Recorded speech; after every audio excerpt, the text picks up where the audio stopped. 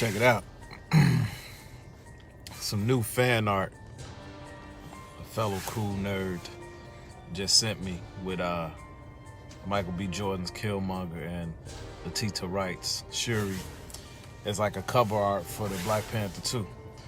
I was talking to my uncle about a theory that I had about the Black Panther 2 movie.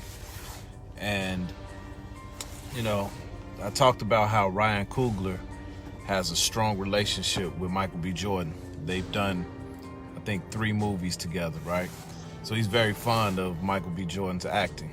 And Michael B. Jordan is hot as a firecracker right now. He's been named sexiest man in the world. He's dating Lori Harvey. And in that movie, he was the most popular character, right?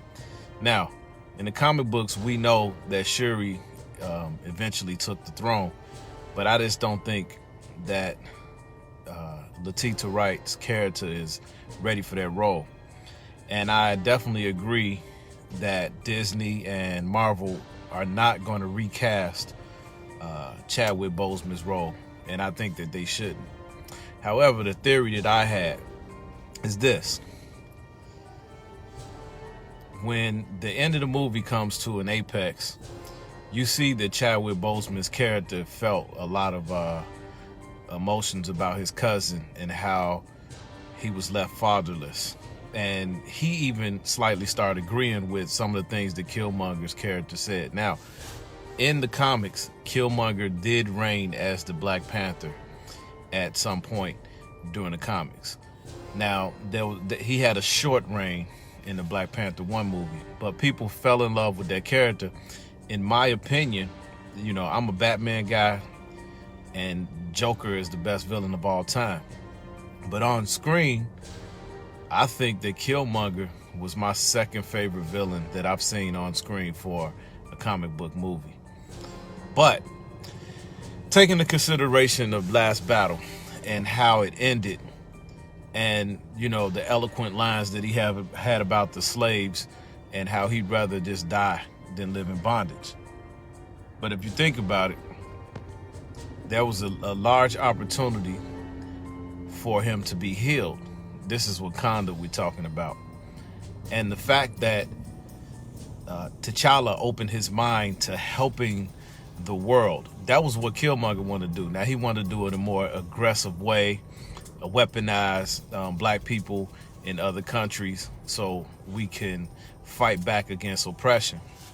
But the fact that how his cousin T'Challa, and I think N'Jadaka is Killmonger's name, that moment that they had could change the heart of Killmonger, and then they save him. And then he pushes forward the legacy that T'Challa would have been leaving behind. Now, how can we explain T'Challa's disappearance? I think you let Killmonger come back, take over the throne, because something happened in the time lapse with Doctor Strange and all that, where maybe Black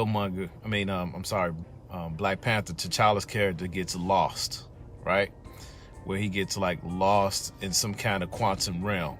So he's not able to defend Wakanda against the Submariner, who will be the villain for this movie. And you can add other villains as well. You can introduce Dr. Doom, you can introduce many, but T'Challa cannot defend the throne, right? So it could start off with he's lost in the quantum realm. Killmonger had a change of heart because of the way that the movie ended, that he saw the passion that his cousin had in his eyes, and then he gets to see the monies that T'Challa wanted to put towards programs in other countries and how they were going to share their abundant resources with the world, and exclusively black people, people of color around the world. So his change of heart, and now he has to step up because now T'Challa is lost in the quantum realm, and that's how you can tell the story. That's a theory that I have. Go ahead, tell me your thoughts. I think it'd be awesome because we loved Michael B. Jordan's character so much in that movie, and actually he made the movie, and I think that Shuri could play well off him. You know, it can't be I think anyone else. I think he's the right person.